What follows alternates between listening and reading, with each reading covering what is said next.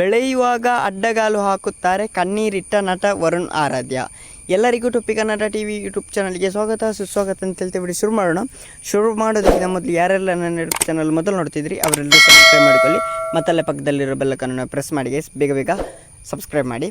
ನಟ ವರುಣ್ ಆರಾಧ್ಯ ಮಾಜಿ ಪ್ರೇಯಸಿಯ ಖಾಸಗಿ ವಿಡಿಯೋಗಳನ್ನು ಲೀಕ್ ಮಾಡುವ ಬೆದರಿಕೆ ಒಡ್ಡಿದ್ದಾರೆ ಎಂದು ಸುದ್ದಿ ಮಾಧ್ಯಮಗಳಲ್ಲಿ ಹರಿದಾಡಿತ್ತು.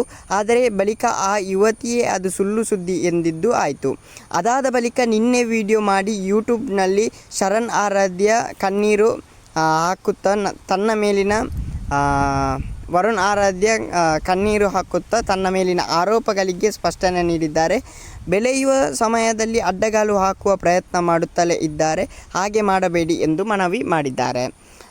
ವರ್ಷಕಾವೇರಿ ವರುಣ್ ಆರಾಧ್ಯ ವಿರುದ್ಧ ಬಸವೇಶ್ವರ ನಗರ ಪೊಲೀಸ್ ಠಾಣೆಯಲ್ಲಿ ದೂರು ಸಲ್ಲಿಸಿದ್ದಾಗಿ ಮಾಧ್ಯಮಗಳಲ್ಲಿ ವರದಿಯಾಗಿತ್ತು. ಖಾಸಗಿ ಫೋಟೋಗಳು ಲೀಕ್ ಮಾಡುವುದಾಗಿ ಬೆದರಿಕೆ ಹಾಕಿರುವುದಾಗಿ FIR ದಾಖಲಾಗಿದೆ ಎಂದು ವರದಿಯಾಗಿತ್ತು. ಆದರೆ ವರದಿಗಳು ಪ್ರಸಾರವಾದ ಬಳಿಕ ಇನ್ಸ್ಟಾಗ್ರಾಂನಲ್ಲಿ ಪೋಸ್ಟ್ ಹಾಕಿಕೊಂಡ ವರ್ಷ ಆರೋಪ ಸುಳ್ಳು, ತಾನು ಹಾಗೆ ದೂರು ನೀಡಿಲ್ಲ ಎಂದಿದ್ದರು.